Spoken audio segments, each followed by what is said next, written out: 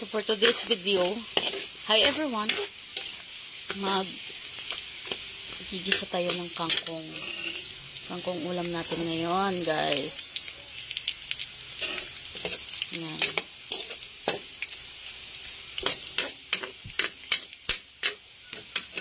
Sunod natin yung ano niya. Dami ito, guys. Marami kasi kami, guys, kaya wala kami sinasayang na ang tawag din sa Tagalog.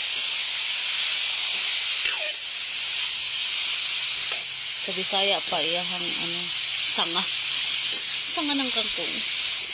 Ayan. Palutuin lang natin siya, guys. Sarap nito.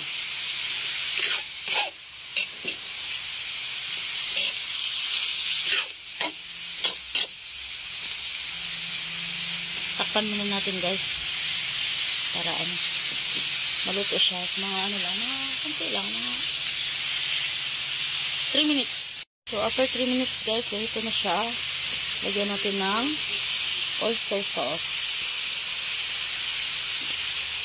para mabango siya.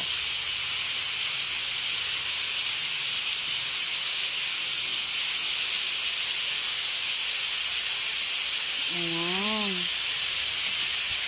Tas halo-halo, halo-halo, halo-haluin.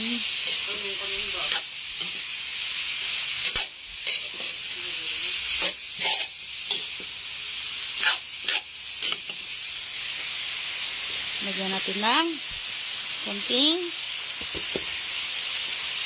paminta.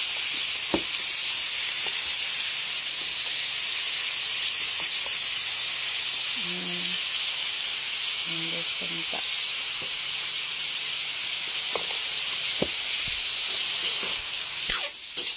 Bango.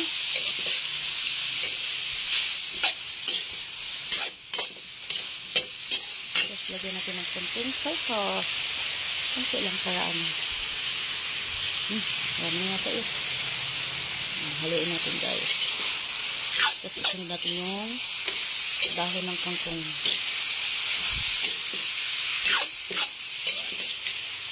Sarap. Takpan natin sa dito.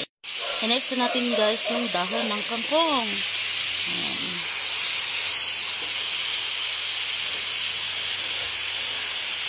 Marami ito, guys. Takpan muna natin siya pagkatapos natin ilagay yung dahon ng kangkong. Make sure, guys, yung kangkong nyo, guys, talagang hugas na hugas. Hindi natin alam, diba? Na, hindi natin alam kung, yung dami niya, guys, promise. Dalawa kasi ito eh. Marami kasi kami kakain, kaya kailangan namin ng maraming kangkong. Ayan. Pagkatapos yan, guys, takpan muna natin, guys, ha. Hindi pala, i-mix ko. Mix natin konti. Pero dapat takpan muna siya para ano siya. Ayan. Takpan muna natin, guys. Mga ano lang to, mga 3 minutes. Takpan natin yung kangkong natin, guys. Ayan, luto na to, guys. Ayan, ito na siya, guys. Ito na siya. So, pwede na siyang hangunin. Basta, oy, habaon. Ginoo ko. Hanguin. Babe, ano ba yung ano, babe? Hanguin? Ha? Hanguin? Okay na yata to. Ayan, may konting pork na mataba-taba na pork. Sarap na, guys. So, huwag nating palutuin ng ano, baka malata. Bisaya. Baka malata. So, hanguin na natin, guys, no? Luto na yata ito.